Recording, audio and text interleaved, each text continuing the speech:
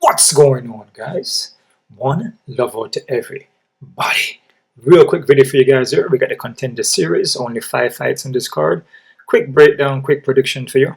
Not gonna spend too long on these, and this is a card or Contender series is not something that you put down your house note, your lunch money, your your car payment, your house payment, or whatever. You don't do that. Depending on what you're doing with my predictions and the picks, then if you're just doing it for fun, then it's all good. But you don't go in too much on these. Some of this could just be for fun. Because a lot of these guys are not that experienced and not a lot of footage in them, right? So you don't know what to expect, like a box of chocolate, right? Never know what you're going to get. All right, so let's see here. This is going to be the first week of Contender series, so fly through this real quick. Got my notes over here. Hopefully you guys are loving the sunglasses, giving you guys different looks. That's how I do it. Change up a little bit, make a little different. Nothing wrong with a little change. When it's a positive change. Okay, there you go. Before I get started, though, guys, hit the thumbs up button. Get these videos out, man. The more thumbs up, more likes, more comments too, the more these videos will get out. Also subscribe to the channel too, it's very helpful. Also check out my Patreon account for all the face-off prediction and prop plays, which I'm gonna watch the face-offs after this and put on the Patreon account. Also you can donate to the channel at PayPal, alright, which the links will be down below. Let's fly through this real quick, man. This is gonna be real quick here, guys, but accurately. We got 2 short notice. Ernie, actually no, not Ernie. Jose is a short notice, and Rami Hamid is also a short notice. All right. First fighter we look at is going to be Antoine Ho versus Lunar Caveat. I think I pronounced that right. I could be wrong. Ho here, an orthodox striker. Has a nice counter roundhouse kick on him. So you would come in with your punches then, and then he just fades back. The punch come real close, but he's at the right distance and range. Follow up with a roundhouse kick to your face. He does it a lot. Spinning back fist, he does a lot too. Very aggressive on the ground and pounds. We'll also look for submission, man. So, Ho here is not a bad fighter, man. This is a good prospect. And also Lunar is also a good prospect too. This fight here is probably one of my best. It's one of the best matchups on the card. At least for myself. I don't know what anybody else, but the Ho and Lunar fight is going to be a good fight, man. These two guys are kind of similar in skill sets. Both 6 and 0. So somebody old, gotta go, right? So Lunar here. Like I said, these guys are pretty similar, man. He's gonna have the speed advantage though. So Lunar gonna have the speed advantage. Has a kind of like a karate kind of base on him. He has more of a, how can I say no? Both guys move in and out, and both guys are good at the footwork. But I feel that Lunar has more of that karate base, kind of like a Stephen Thompson, kind of like myself also. He will kind of sit down on his punches at times, but he's always moving. Can get wild at times, very explosive, unorthodox striking. But like I said, he moves in and out and moves laterally. Kind of difficult to hit him, but he counters well though. His counters are, I would say his counters are better than Ho, especially with his hands, man. This guy timing is on point. Once he get his timing down, he get his range set, he would catch you, man, and it's nasty. This kid here is a scrappy kid. He kind of have that dog in him. We'll also look for takedowns. We'll also look for submission, but his striking is clean, man. This guy is clean. Both guys are clean, but I feel Lunar is a little quicker to movement. As far as competition, so-so, and I know a lot of these guys are kind of, they're upcomers, what I'm saying? So the experience may not be as much, so the records may be slightly kind of padded a little bit, We got a couple guys here from the MMA lab that is fighting on this card here. Yeah, man. This is a good fight here, guys. I mean, both guys are pretty similar, though, man. I mean, Wilder's going off for more speed, and I feel that Lohner is a little bit more quicker on the timing and his counters, and I feel Lohner hands maybe a slight better, and just his I feel like he has more tools, especially on the stand-up, spinning back kicks, spinning heels, and he's nice and it's nice in the exiting and then follow up, So I'm gonna go with Lohner here, Lohner caveat. I think hopefully I pronounced that right. By KO TKO in the third round, guys. But I'm not confident in that fight at all, man. Both good prospects, man. It's kind of hard to see both these guys fighting because somebody got to go unless it's a draw. But both guys are very, very skilled, man. So KO TKO by Lohner caveat. Third round, 50-50. All right. Next fight, we got Jose Delgado versus Ernie Chavez. This one here, man, is pretty much kind of a tricky pick here. Jose coming out of MMA lab, and short notice in a kind of way, I believe. But I feel he's light on his feet. Will mix it up. He will also go to the ground. He'll look for the submissions. He's going to have the reach and height advantage. I feel like he's more loose. He's more flowing with the punches, but he can get caught with a shot, though. He can get caught with a punch and get knocked down. Also, depending on the guy, if the guy's a very good wrestler, you will take him down and grind him out. Just continue, but that's like chain wrestling. The guy right here, Curtis Maycat, he actually beat him by just grinding him out, taking him down. So I feel like it's kind of his weakness, but that's a fight back in, that was in 2023, man. So, Ernie is more of a guy that sits down on his punches. He's flat-footed, kind of stiff with the movement, but he throws heavy though. So it's like a guy that walks it down and works the body, works the head, and he doesn't really shoot from a distance. He doesn't really chain wrestle like that, like consistently, double leg, but he would drop down and just pick you up and just put you to the ground. So it's more like a guy that more of the physical strength, has that dog in him, will just push forward and walk you down, and you can hit him and it just keeps coming. But I notice that he does get tired though as the fight goes on. He does get kind of tired. And this is a tough one. It's a 50-50 here, guys. I can see Ernie winning, just from what I told you about when Jose fought that last guy who was a wrestling base, and the guy was just grinding him out. It seems like he may have slight of a trouble with the takedowns, depending on the person. If the person's a good wrestler. The guy that was fighting here, the Chris guy here, that guy's a pretty good wrestler. I mean, for what I see, the guy went in there to wrestle, and that's pretty much it. Ernie will mix it up, but I don't see Ernie much of a chain wrestler. And with that kind of flat foot, kind of walking down, I feel like Jose is just more in and out, it's just more elusive, more touch and move and just find the openings.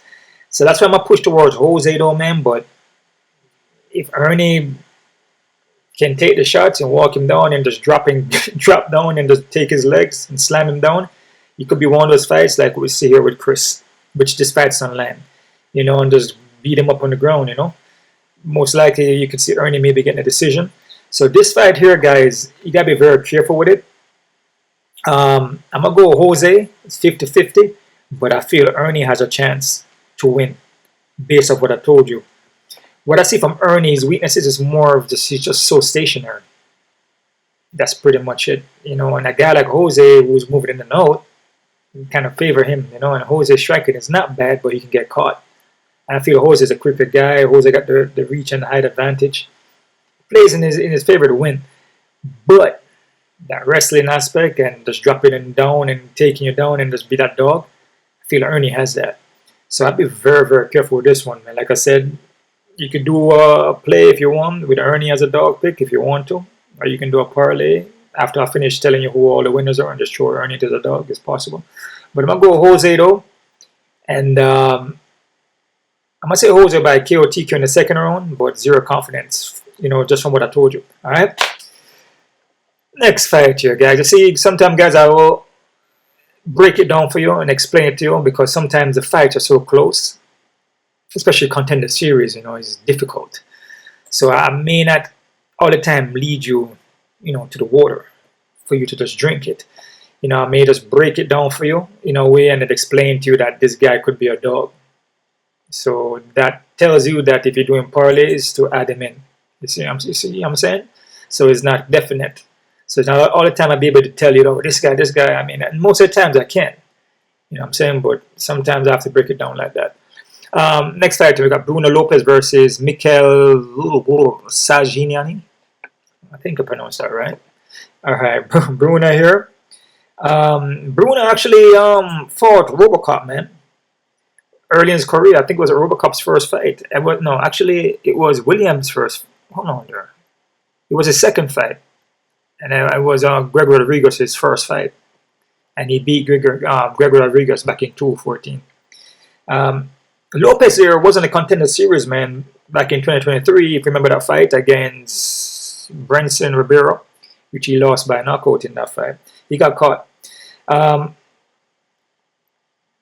Let me see here. And in that fight, though, Lopes was a high favorite. Yep, it's like 600, dude. He was a huge favorite, and you know, Branson wasn't supposed to win that fight. Wasn't supposed to win it. So, yeah, man. After this, I'm going to take a look at the odds. I'm not going to look at it here on Topology, but I like to just set that aside for just a talk about just odds alone. I don't like to go back and forth with odds. You know, his opponent here, Mikhail. Mikhail. See, again, a lot of these guys' records are, you know, it's kind of padded, man. You know, if you see all down here, 0, he lost a 3-0 guy. You know, 0-0-0-0. 27-25, lost to a 4-0, 3-3-7-0-1. You know, it's kind of a padded record, dude. What I see from him, though, he's not bad. He's a Georgia fighter, which a lot of those Georgia guys, they're tough dudes, man. They can take a licking and keep on ticking, but he does fade as a fight go on. He can get submitted. Does throw heavy leg kicks, and he does mix it up kind of well with the, you know, the strikes, mix up the punches with the kicks, and we go for takedowns. But I just feel Lopes is actually could be the more well-rounded and the better fighter here, and also the experience of being in the Contender series. You know,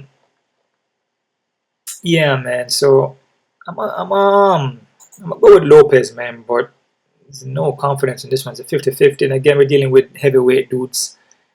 So these are big guys we're dealing with here. So just take one shot. Like you see from Lopes, he took one shot and he was out in the first round. Lopes will look for submission though, man. He will take you down and look for the submission. So I'm going to go with Lopes, man, by submission in the second round. But I'm not confident though. Can Mikhail win? It's possible. I mean, you know, and this is the second time Lopes is on Contender series. You know? We have seen guys come the second time and lose. And we have seen guys come the second time and win. I don't know what the percentage on that is for guys who are showing up the second time and wins, but if you guys know, leave it down in the comments. You know, the percentage of guys that have the second chance and lose it, or if they win. And I'm not sure. Some guys been in it 3 times in a row. So, and they won, I believe, if I can remember, I forgot the name of the guy, but he lost the first fight, and then he won the second. They didn't give him the contract, and he won the third, and they finally gave it to him. Yeah, man, Lopes for this one, guys, by submission, second round, 0 confidence. Next fight here, guys, number 4. Flowing through this real quick because I gotta do the UFC 305, which the embedded is on, which I usually watch embedded. You know, I try to watch everything as much as I can, guys, to get all the information on Instagram and see if these guys are training, see if they're injured. You know, there's a lot of things that you gotta look into when you're breaking down the fights. It's not just like, oh man, the guy moves real good. Which, you know, watching the footage is great. But you know, if you can look and see what they're eating, you know, if they're making weights, you know, if they're playing around, you know, some guys, you know, I mean, they would be playing around, but I'm just saying, you know, it just when you watch them embedded, you will see, even though a lot of those things could be scripted too, you know. So, but you know, I usually watch all those things too. Next fighter, we got Meng Ding versus Rami Hamid. Ramid is short notice. Ding here, man. This dude got 27 by knockout, dude. 27 by knockout. That's a lot of freaking. That's a lot of freaking 27 by knockout, dude. And he has the guy is super experienced, man. And he has kickboxing background also. So it's not just MMA. He has kickboxing too. That guy is super freaking seasoned fighter, man. But again, who is he fighting though? You see what I'm saying? If you find guys that are 0-0-0-0-0 with like 15 and 2 record, he's 34-8. This guy is freaking experienced, dude. 27 by knockout, 5 by decision, and 2 by sub. So he does have a ground game from what I see. His striking is pretty good, man. He's a very technical guy, man. You know, he actually counter strikes. You know, he looks for the opening, he mixes it up with the kicks, the punches, to keep the fight at long range. He fights on the outside, but he moves in, tap, and bunks back out. So he knows what he's doing. The guy can strike. You know, regardless if he's fighting padded record and fighting guys that are like 0-0. I mean, you know, once you fight somebody who is close to your level or you know or better, you could have a hard time. You know, it's just a lot of 0-0, 0-3, you know, 0-0-0. It's kind of a padded record, dude. You know what I mean? But it's a lot of fights, though. And he does finish these guys, but again, you know, it's hard to break him down in the sense he looks good from what I see. His technique is good. His foundation looks good. And his sprawls, his takedown defense, his submission game, his outside game, his inside, it all looks good. His footwork, his defense, as far as, you know, stand up on the foot, avoiding strikes, it's pretty good. I think he's been knocked out maybe twice, been submitted 4 times. But this fight is going to be more a stand-up fight, man, from my opinion. The guy is quick, decent striking, very elusive. With a padded record, has kickboxing background, but from what I see, his foundation, his base is pretty good, man. Other opponent here, Hamid, has a taekwondo background, short notice, light on his foot, kind of has a bounce like what Shevchenko had and Stephen Thompson, you know, from that taekwondo. You know, most of those guys, you know, I do it myself too, bounce him to keep the rhythm going. It's like kind of like a salsa or dancing. So you want to keep the bounce, because when you're flat like that, it's harder for you to get your technique off and you get cold, right? Your body, you want to keep the heart rate up. So when you're bouncing, you feel like you're in control and you get the body warmed up, and it's easier for you to execute the techniques from off the bounce. Because a lot of time you're bouncing like that, nobody knows what you're going to do. And you can bounce into a switching your stance just from the bounce. You can bounce into a spinning heel. You can bounce into a muashi gari. You can bounce in and out. So the bouncing, also Muhammad Ali does it too. But you see a lot from Stephen Thompson, also myself, and Shevchenko, they have that bounce, right? So this dude here does it a lot, right? That's mainly his thing. Will let the hands go. He works off his jab. Can get taken down and he can get subbed, but he wants to strike. So these guys are going to be striking. The thing about this fight, now you look at Hamid here, you know, it's the same thing. He's not, the experiences I feel is not going to be there. 12 and 3. Sorry about that. You must be the glasses. Coming from MMA Masters, which you got some couple of MMA Masters guys. I think 1 or 2 MMA Masters, and the other rest is MMA. What else? What else it was? MMA Masters and MMA Lab. He's right. 3 and 4, 3 and 2, 2 and 3. Beat a 10 and 6 guy. Lost to 4 and 0. Armbar. 4 and 0. Jose Caceres, Alex Caceres' brother, went to unintentional groin kick. Oh, I think that was, I heard about that. He got kicked in the nuts, and yeah, he was totally out on that one, man. So, but I see from this guy, he's not bad, and he does has a movement, you know, very elusive. He can win. I mean, I'm pushing towards more Ding, but he can win though. But I just feel like Ding is just such a seasoned fighter, man, with a ton of experience. Even though his record is padded, but this guy record here is kind of padded as well.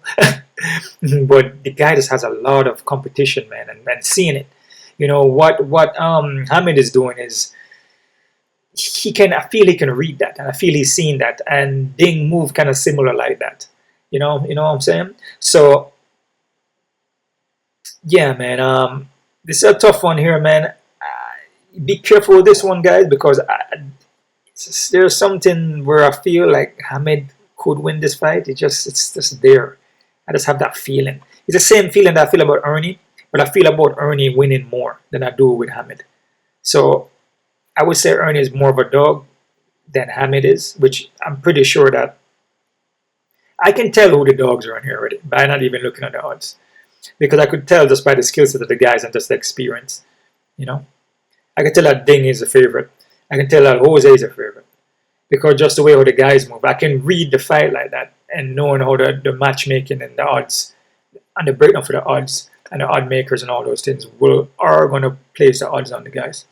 But I feel that Hamid could win though in some way or another. Maybe catches Ding with a punch, but Ding is just very defensive sound, man. I'm going to go with Meng Ding here. I'm going to say Meng Ding by KO TKO in the third round, guys. But the reason why I say third round because Hamid does slow down, man. And when he slows down, he keeps the bounce, but he's not doing anything. I notice he does that late in the second, and into the third, he completely does that. So he's trying to rest and try to look for counters. Maybe one punch, one kick. Mostly punches. His kicks sometimes are not as accurate, like how Stephen Thompson is. I mean, you can't really compare to Stephen Thompson. I'm just comparing more just to bounce and the Taekwondo background. But I'm gonna go with Ding, man. I feel Ding is 27. Ding is super experienced. But again, short notice for Hamid. He could come in here and pull off a win, right? So be very careful with that one, guys. Main fight on the card there, which I guess if you want to say this is main, I guess the last fight. I guess that's how they're doing it. Yeah, Abdul versus Schultz. Mansur Abdul-Malik versus Wes Schultz. Malik here is a very explosive guy, man. This guy is very explosive, very athletic guy, man. His athleticism and this explosiveness can win him fights. 4-inch of reach, which is massive. Seems to have a wrestling background. You know, from what I see, his takedowns, it's just in scrambles and the way how he reverses, it just looks like he has that wrestling background. Heavy strikes, but can get caught though. You know, there's sometimes I notice I think it's one of his fights, he just kind of dropped his hands just there. You know, and then he got caught. But when he's moving though, and he's using, you know, being explosive and just, you know, very, you know, like I say, very athletic guy, it's hard to keep up with him. What I see from Wes Schultz, he reminds me of Elise Theodoro. You guys remember that guy? I believe he passed away though. Elise Theodore, he kind of reminds me of him, man, a lot. Pretty much fight similar too. You know, we'll go for takedowns, you know, we'll wrestle you. But the striking is just kind of, striking is not really there, man. It's very suspect. Maybe he's working on it still, but it's very suspect striking, man. He would throw head kicks and stuff like that, but it's like it's kind of sloppy, right?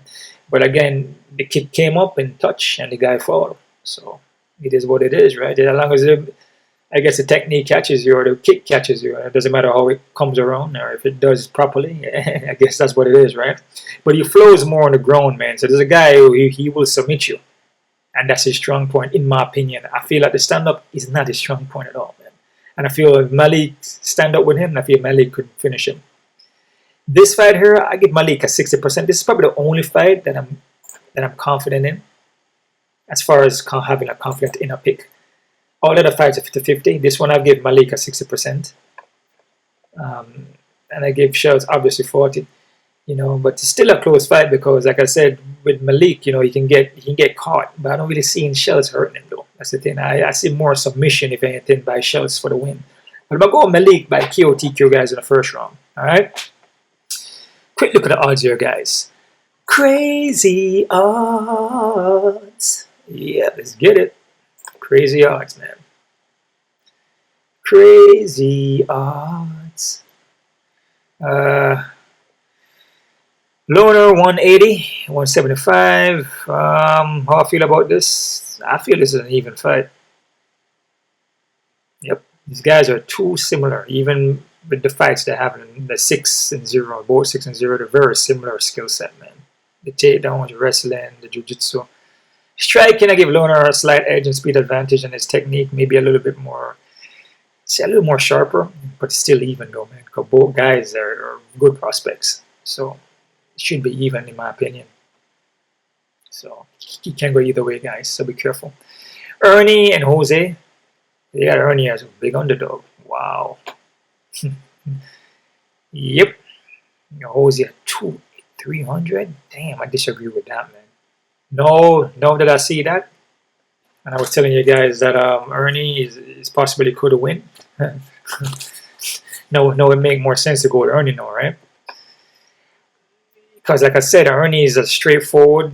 He can throw the hands, man, and he will hit the body, hit the head, and just drop for takedown. And if Jose not using his footwork, because he does have the footwork, if he's not moving around, staying on the outside, he could get caught up in that, get caught up against the cage, and that could be just a fight there, and Ernie win by decision.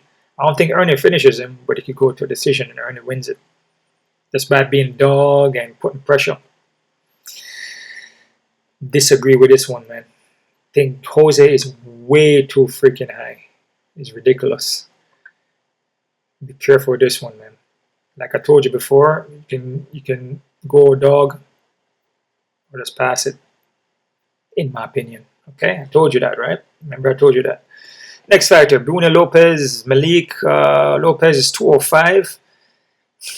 Man, these are both big heavyweight guys. Lopes lost one time. You know, from what I remember, usually when the guys come back, they usually win the second time. I don't think Malik, you know, record's kind of padded, but his skill set doesn't look bad, you know. But Lopes is, I feel, is well-rounded and skilled on the ground. I think he's more skilled on the ground than Malik is. I would say it's a little more closer, guys, close to even. So be very careful with this one too, man. Both big guys, you know. Last time Lopes was there, he got touched and he got knocked out.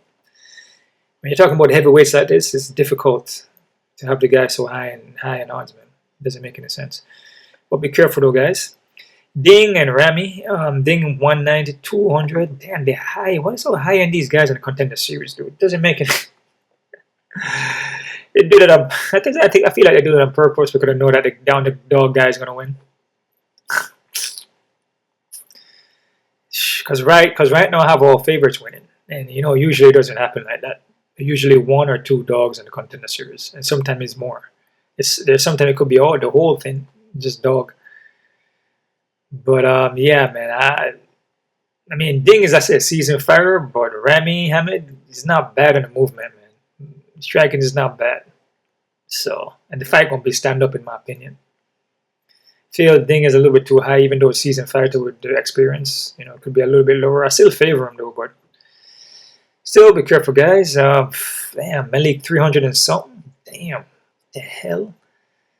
I feel athletic wise and you know, athletic, explosive. You know, he got that. So that's already a win already, and you know, and he's gonna throw the hands. The hands are heavy, you know, but it's a submission by Schultz. If he goes in there and then explode and he can't finish Schultz, you know, it could be a problem. And I feel, when you look at that, I feel that with Schultz could have a little more experience in a kind of way, which I feel like he does.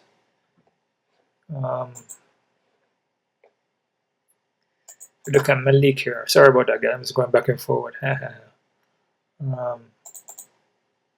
Hold on there. Let's see. 1-0, 2-2, 2-5-0. Yeah, man. I mean, not very much experience, man. You know. If you look at West here, you know, West, you know, 4-2, 6-3. I just feel like he fought tougher competition. I feel like he fought tougher competition. I have a big amateur. I wouldn't be so high on him, dude. I wouldn't be so high on Malik. Even though I feel Malik is explosive and very athletic, I still wouldn't be so high on him, man. Be very careful with that one. Even though I have him at 60%, but it's like a low pick. It's not really a super confident. It's slightly a little bit confident, slightly. But when you look at the odds, it's just like it's bananas. It's like it's crazy odds, dude. The whole of this card has crazy odds in it, man. Whole thing is crazy odds, man. Fight share should be closer because a lot of the guys that are competing against other people are not bad fighters. It's not like it's like one-sided. It's like, oh, definitely, man. Ding gonna come in here and beat Hamid, or definitely Lopez is gonna beat Malik, or for sure, definitely, a guy Jose come in here and beat Ernie at 300 and something. Nah, man. The dogs I see possibly winning, possibly by not giving you too many just dogs all the time like that, just throwing out dogs out there. By just my breakdown prediction, I feel like Ernie can win. I feel like Rami Hamid that he can win. Those are the two dogs that I see. I mean, there could be more dogs, of course. Of course, Hulk could win too. Like I said, because these guys are very, very similar. But from what I see from Lunar, I feel like he has a little more tools and a little more skill. But I feel like Ernie and Rami Hamid is the dogs. I feel. And then this fighter with 300 and something for Malik, I feel like the guy should win. He's explosive, athletic, his hands are good, his wrestling is good. He should win, in my opinion. He has a good chance of winning.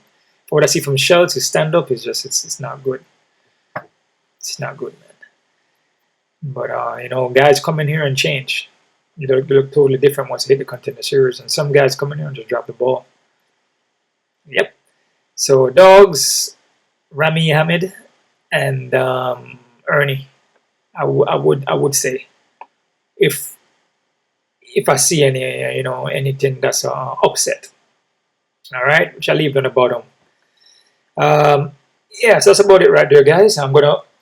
May not work on the UFC tonight, the 305, but I'll do it tomorrow. I'll try to get it up to you by tomorrow. Yeah, man, that's about it there, guys, man. Don't forget to subscribe to this channel. Hit the thumbs up button, man. Hit the thumbs up button. More subscription. I'm making more videos. I know a lot of people, not a lot, but, some people say, hey, man, you should make more videos, which I am. That's why I keep doing reviews. And, the more videos, obviously, the more content you give out, the more people are going to see it. There's a better chance of them seeing your videos than you just making once a week or something. Or you're posting the videos late. This is Contender Series, so it's kind of fine because it's tomorrow at 8, you know what I mean, and Tuesday night, so it's like a quick little thing here, It's like I said, Contender Series, you don't want to, go too serious with it, and put your entire bankroll in it, you know what I mean, or take your kids' trust fund. You don't want to do nothing like that. Gambling is a thing. If you're going to gamble or play, you got to do it responsibly if you're going to do that. I'm not telling anybody to go do that because, like I said, you will lose your money. Just being honest with you. If you're doing it for fun, that's great. Because a lot of people just like to do it for fun. That's excellent. Nothing wrong with that. But you gotta, if you play, you gotta play smart. You know what I'm saying? You can't be using money in your bank account. You can't be freaking taking out the mortgage on your house and all. Like all these things it doesn't work that way because you will lose every single penny. And you can win a lot. You win some and lose some. Just like the guys that are fighting. They'll win some and they lose some. You know what I'm saying? You just can't have that ego. You can't have that ego, man. You gotta learn to let go. You know what I'm saying? And know that you have everything you need already.